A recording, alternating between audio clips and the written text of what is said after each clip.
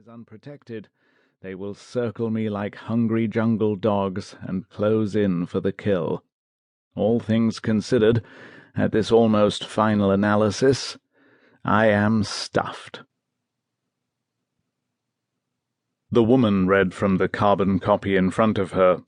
The sheet was of such proportions as to defy filing, and of such poor quality that it was almost inevitable the words would be sucked back into the fibres like invisible ink returning whence it had emerged. The clerk had a pleasant voice, soothing like honey balm, and the two old men opposite stared at her luscious lips as she spoke. "Of course it isn't finalized," she smiled, "but it will certainly read something like this." She coughed. "The People's Democratic Republic of Laos would have it known that Dr. Silipai Boon, National Coroner, Hero of the Revolution and lifetime member of the Communist Party, passed away on the 2nd of May, 1978. Dr. Sili had fought tirelessly and fearlessly for the revolution and was—" "Fearlessly first," one of the men interrupted. "I'm sorry? It would be better to have fearlessly before tirelessly, then nobody would be in doubt as to whether he had been tired out by the lack of fearing." "Absolutely," the second man agreed. "What? I'm not sure I understand that." But the girl conceded the point and made a note on the pad beside her.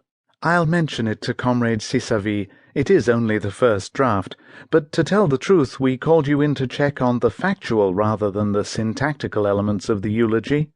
We have people to deal with all the technicalities in later versions. I'll read on if I'm—" "And was struck down dead has a more heroic ring to it," the second old man said. "That's factual." "Struck down?" "Rather than passed away," he added. "Passed away makes it sound like bodily wind, a collection of stomach gases on their way out. Do you know what I mean? We're talking about heroism here. Heroes don't just pass like flatulence in a strong breeze."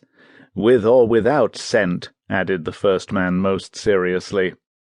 The clerk glared from one old gentleman to the next, then back to the first. "Are you playing with me?" she asked sternly. "Certainly not, sweet young lady," said the skinnier of the two men. He was bald as a bowling ball, with a long camel-like throat sporting an Adam's apple so large it might well have been Adam's original. "This is a most serious affair." "No laughing matter," agreed the first. Still uncertain of her ground, the young lady pressed on. "The nation will never forget the contribution Dr. Sili made to the development of this great nation, nor can—" "That's two nations," said the bald man. "Oh, do let her finish," said the other. "Didn't she tell you they have a department that handles syntax? Probably an entire ministry. The Ministry of Getting Words Right? Or it could be a branch of the Ministry of Making Things Up and Bamboozling People." The clerk was miffed. She slapped the paper onto the wooden tabletop and drummed her fingers on it noisily. She seemed to be wrestling down a darker inner person. Her voluptuous mouth had become mysteriously unattractive. "I don't think either of you appreciate what a great honor this is," she said at last. Her eyes watered.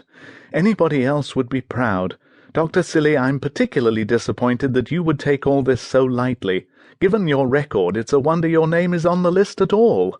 Sili raised the thickets of coarse white hair he called eyebrows, and scratched at his missing left earlobe. "To be fair, you're not giving me much time," he said. "How can I take life seriously when I'm forced to squeeze all those remaining pleasures into a mere 12 days? And look at this, you're passing me away on my birthday of all occasions, the happiest day of the year." "That's odd, Doctor," she said through clenched teeth. "I thought I had explained myself very clearly." "Tell him again," said the ex-Politburo member civilly. "He's elderly." "As I said," she began slowly, "the actual date of your death will be filled in later."